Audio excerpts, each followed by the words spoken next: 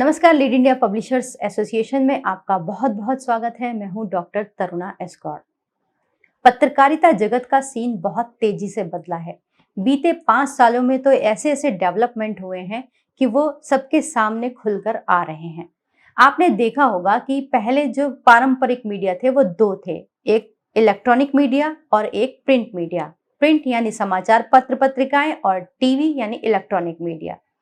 इसके बाद इंटरनेट की जैसे जैसे 3G 4G का अपग्रेडेशन होता चला गया, वैसे डिजिटल मीडिया का विकास होता चला गया। आज डिजिटल पत्रकार जो हैं वो बहुत अपने अलग चैनल से पत्रकारिता कर रहे हैं और वो अपने क्षेत्र के लोगों की सेवा करने की कोशिश कर रहे हैं। लेकिन उनके साथ समस्या ये होती है कि वो कहीं से भी मीडिया के तौर पर रजिस्टर्ड नहीं होते हैं। तो जब वो फील्ड में जाते हैं तो उनसे पुलिस और DPRO यानी कि जो जन सूचना अधिकारी होते हैं वो उनसे कुछ सवाल पूछते हैं, जिनके जवाब अगर आपके पास हो तो आपको किसी समस्या का सामना नहीं करना पड़ेगा। तो आज का ये वीडियो उसी पर आधारित है कि आपसे फील्ड में क्या सवाल पूछे जाते हैं। सबसे पहला सवाल, कोई भी अगर आप DPRO कार्यालय पे जा रहे हैं वहां पर, या फिर कोई पुलिस अधिकारी आपको रोक ले, कांस्टेबल आपको रोक ले, तो पूछता है कि आप रजिस्टर्ड कहाँ से हैं।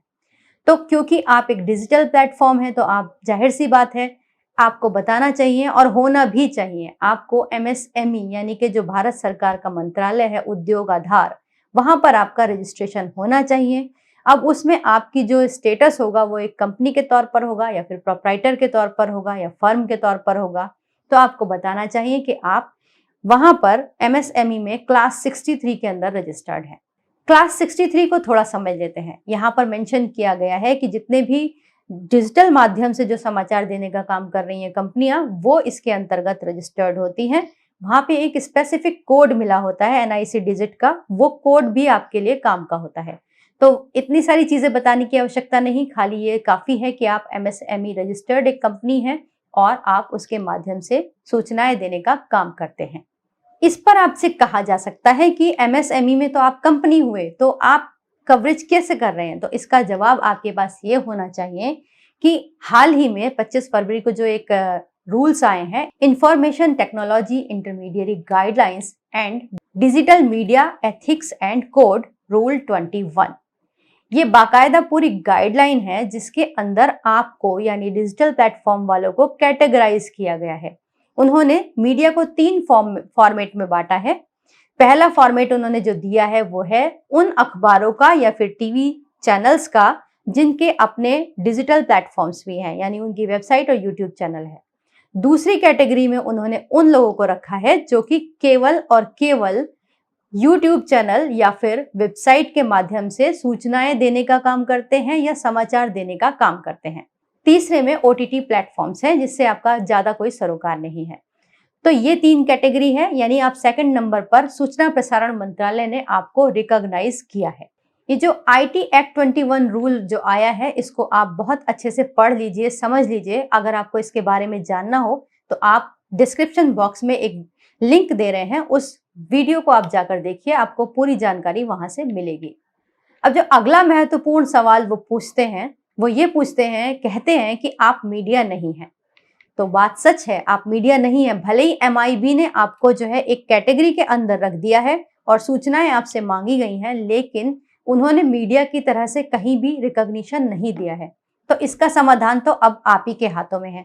आपको करना ये चाहिए, या तो आप RNI से अपना न्यूज़पेपर या मैगजीन रजिस्टर्ड करा के आप उसके माध्यम से अपना डिजिटल प्लेटफॉर्म चलाएं, या फिर आप अगर प्रिंट मीडिया में नहीं जाना चाहते क्योंकि अखबार छापना जरूरी होता है, तो आप लीड इंडिया के साथ मीडिया टाइप कर सकते हैं।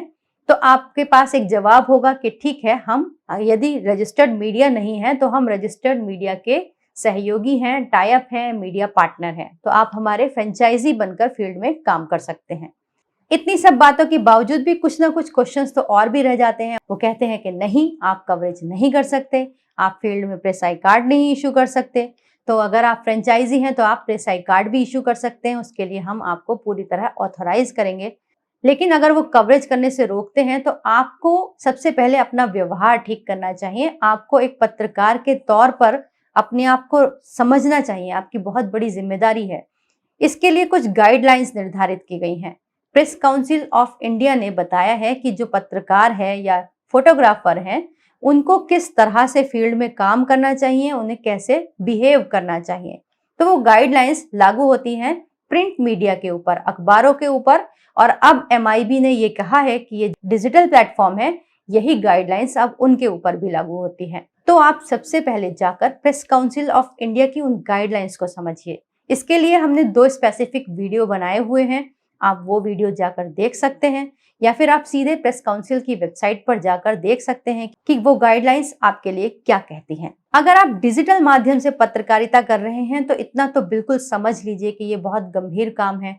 इसके लिए बस यूं ही माइक उठा के निकल पड़ना आसान है, मगर फील्ड में जाना टफ होता है। तो कम से कम तैयारियां करके निकलिए। और अगर आप किसी भी ब्रांड के साथ जुड़े हैं तो उसकी रिस्पेक्ट करना आपका काम है। आपका व्यवहार ही निर्धारित करेगा कि आपकी फील्ड में रिस्पेक्ट होगी या नहीं।